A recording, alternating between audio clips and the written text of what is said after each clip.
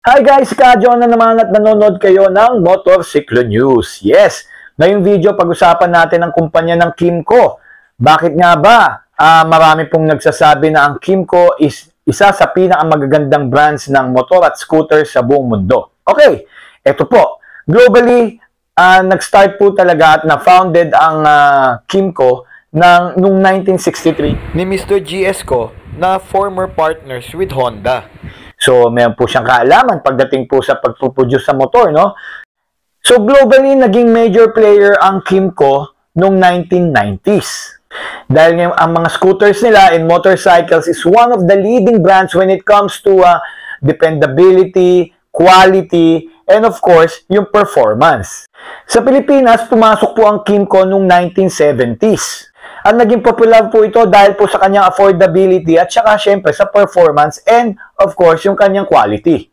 Kaya ngayon, isa ang Kymco sa mga leading brands ng motorcycles and scooters dito po sa ating bansa.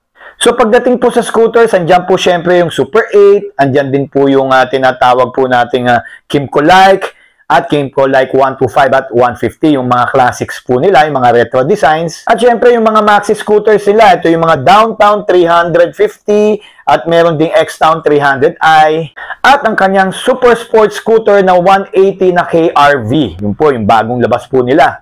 At syempre ang X-Town CT 300i na adventure scooter naman ng Kymco. Sa mga motorcycles, andyan yung Cargador 150 which is parang pan-tricycle po to o yung business class nila. At sa underbone, ito yung Visa R. Marami rin po nakikita sa kalye niyan kasi dependable naman po talaga ang mga produkto ng Kymco. Pero pagdating po sa mga e-vehicles, nag-introduce po sila ng mga past events, no? Although wala pa pong available na mga electric vehicles ngayon ng Kymco dito sa ating bansa. Okay, ang Kymco po ay globally may mga partners po ng mga sikat na brand. Andiyan po ang BMW, andiyan po ang Kawasaki. So pagdating po sa BMW, meron po silang partnership with them at ang mga scooters na tinulungan nilang gawin ay ang C650 GT at syempre yung C600 Sports Maxi Scooters. Opo, pag nakita nyo po yan, ang makina po niyan ay Kymco. At nga pala, pahabol sa BMW, pati nga pala yung 450, yung bali CX450X, sila po ang nagbigay ng 2-cylinder engine dito kay BMW. Yan po yung partnership nila.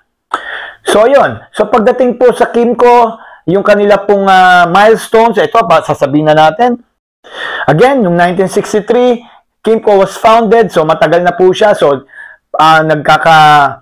brasuhan na po sila with Japanese brands, no? So talaga pong masasabi natin na they're there, no? Pagdating sa quality and of course sa tagal ng kanilang performance dito sa ating mundo. So masasabi natin talagang kalidad at very good ang performance ng Kymco.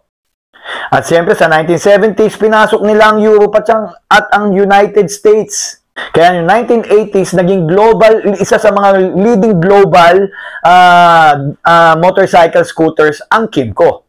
Lalo na yung mga produkto nila, mga ATVs, may ATVs po sila eh. Siyempre, aside sa mga scooters and motorcycles, like yung makikita nyo sa Mayon Volcano, yung may touring doon, di ba? Yung mga ATVs doon, kadalasan Kymco. Kaya yun, tuloy pa rin po nag-innovate ang Kymco. Kaya dito po sa Pilipinas, makikita nyo yung mga bagong mga motorcycles ng Kymco at scooters na talaga namang kalidad at magandang performance. Lalo na ang kanyang engine, very good at bulletproof po talagang engines. Lalong-lalo na po yung sa mga Kymco Like, matatagal na po yan pero panalo pa rin at very dependable pa rin po ang engines. At lalong-lalo na ngayon, yung mga KRV 180 nila na nagugustuhan ng mga kabataan, hindi na po kabataan, pati po ang mga kasing edad ko, ng mga 40s and 50s, dahil nga po ang ganda po at comfortable at napakabilis po nito sa kalsada.